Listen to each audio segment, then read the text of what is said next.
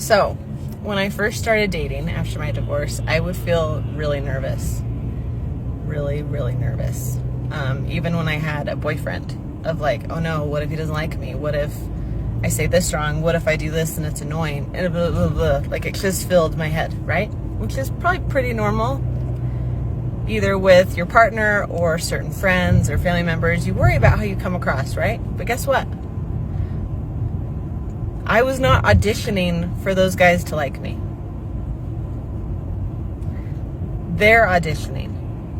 So once I realized that, I relaxed so much, because it's like, well, I'm going to be myself. And if that's too much for them, then that's really good data. Fam, she said, I was not auditioning, they're auditioning. That is either some copium OD or some extreme delusion. I doubt it was 100% accurate. Ladies, I'm going to be fair and balanced. The one who is auditioning is the one with the lower SMV. For example, if this queen were dating a guy who is 80 pounds overweight, an ex-convict who was working a minimum wage job, then he is the one auditioning. If she is dating a fit guy who makes more money than her and treats her right, then she is the one auditioning. Think of it this way. What do you bring to the table, fam? It's not misogyny, it's reality. If you are a divorced, below average looking single parent, well, men aren't going to treat you like a gold statue. You'll be lucky if they are upfront honest with you instead of using you to warm up their sheets and then not commit the way you want them to. Unless, of course, deep drilling is what you want them to do. The chat was great. Moving on. When do you jump back into the dating world after divorce? This is one of, if not the number one question I get asked from people either going through a divorce or have just gone through a divorce. Number one component, you will know when you have done all the work on you first. Take the time to get to know you. Fall in love with you first. When you get divorced, you have so much baggage and so much trauma that you have to work through. And if you say you don't, you're lying. Or you just don't think you do, and I'm here to tell you, you do. And you know what it was? How I knew I was ready? I reached a point where it didn't matter if I ever met somebody. If I was completely alone the rest of my life, I was happy with that because I was happy with me. I wasn't out there trying to look for my better half. I was already whole. I started dating. There was no expectations on things. There was no, is this the one? Fam, let me be honest. After a divorce, men and women usually react differently. Okay, women put in for 70% plus of all divorces. Another factor to consider is a good chunk of these women who put in for a divorce have a secret relationship on the back burner, which usually doesn't last as long as her previous marriage, but that's another ball of wax. Men are usually in shock as they get hit with divorce and go through both the emotional and financial pain. So why am I saying all this? Why? Say it! Say it! Well, my point is, I think women reach this self-love coping when their backup relationship falls through and she finds herself alone in the for fun category by most men willing to date her. I guess every woman wants her carousel ride to come to an end at some point. Because I went into the relationships just looking for friendships, just trying to get to know people. And then dating became really fun. Of course, you hope you find the one, but there's an amazing power that comes from not needing somebody, though. Because what's very common after divorce is that fear narrative, right? So you'll know when you're ready, when you're not afraid anymore. If you're scared, you need to work on this and this first. And then if you're still scared, do it scared. And look, the truth is, you're probably gonna have some bad dates. Found out that I went on a date with a convicted. Good times. But you brush it off and you talk it up to a story. If you learn to love you and you know you've got your back, then it's just fun. So figure out who you are, what you want, and then go out and just enjoy it. Have a great day. Dating for friends? Okay, ladies, I have said this before. If you automatically put a guy in the friend zone and then you decide to sleep with him, you can't really complain about him seeing you as a friend with benefits, even when you want something more serious later. Ladies, I am not saying not to be confident or careful in your post-divorce dating life. I am saying if you put in for the divorce, you are responsible for finding yourself in your current situation. And to be honest, in my opinion, I think most post-divorce women who return to the dating market are disillusioned more than post-divorce men who are dating again. Oh, you don't buy that. Okay, why is it women are the ones who ask, where are the good men at? Men don't ask that. They already know the answer to their version of that question. And those who can, get a passport. Maybe we better take off. Yeah, right. Moving on.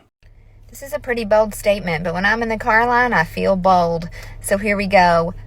If you are going through a breakup or a divorce, do not start dating other people. Right away. In all of my professional experience and every personal situation I have ever encountered, that's a lot. Everybody who starts dating very soon after divorce or breakup, like before the divorce is final, or within 6 months, okay, or breakup, one of two things always happens. And I know I can always, but I am that confident that these two things will happen. One of two. Number one, you are dating because the pain of being alone and of detachment is temporarily band-aided by the attention of someone new. And guess what? When you are unhealed, when you are carrying the pain of a past relationship that you have not fully processed and dealt with appropriately, you will be attracted to people who remind you of the painful past partners, and you will mistake your attachment wounds being triggered for chemistry, and then you end up in another bad dysfunctional relationship, and then you have pain on top of pain. Okay, and then you will repeat that cycle endlessly until you decide to be alone and to heal your attachment wounds. Fam, this professional breakup divorce coach really needs to learn how to wrap things up. You would figure she is a soap opera writer by how she drags things out just to make one point. Although I will give her credit on her point of the pain of detachment is temporarily band-aided by someone new. I agree with that. But as we all know, men and women are not the same. Usually, a man who gets divorced will date as a distraction from the pain he's going through. Although some of those men will form a strong attachment with the ringer they swiped right on, most will not. Ladies, I'm not saying men are heartless. What I am saying is a man in the situation of being divorced by his wife is thinking a woman caused him this pain, committing to another one isn't going to fix it. He is also thinking he is free not to have a good time. Not to mention, the ex-wife will hate it if her ex-husband has a younger, more attractive girlfriend. Now that's a lot of damage!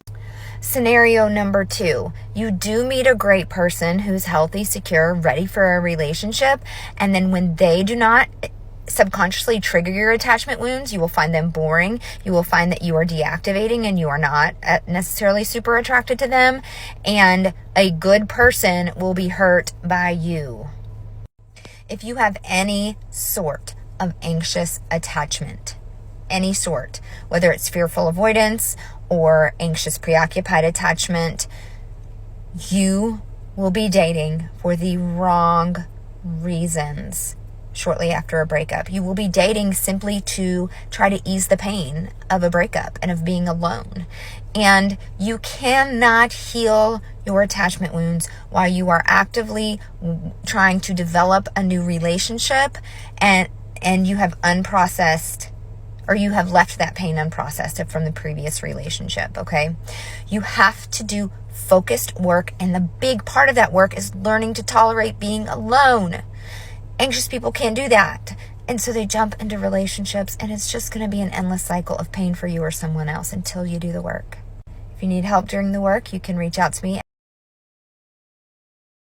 A good person will be hurt by you? Why exactly is that? I am sorry, but what is the difference from dating someone and finding out you are not compatible during recent divorce times versus after years of being single? That sounded about as logical as a screen door on a submarine. Why would a man be dating for the wrong reasons if they are the same as dating because you are single? Dating to try to heal the pain doesn't sound like a bad reason. Just like someone who dates to heal the pain of being alone. Hey, Colleen. What about the men who date because they were dumped and other women want them? Maybe she needs to think about a few things like it's harder to date as a man, or post-divorce men get glow up sometimes, or men decide since the ex-wife let him go, he is free to tap into as many tacos that want his sour cream, or he simply accepted his new single status quicker. I am pretty sure I can guess how most men heard this divorce coach talk. I'm just saying, if you enjoy this audit, click on the video in the end screen for more content. If you would like to support the channel, please follow the link in the description to donate to our beer fund, or like, subscribe, and share this video on other social media platforms. If you agree or disagree with anything about this audit, please let us know in the comments. I'm going to leave this audit right here. I'll see all of you in the next episode.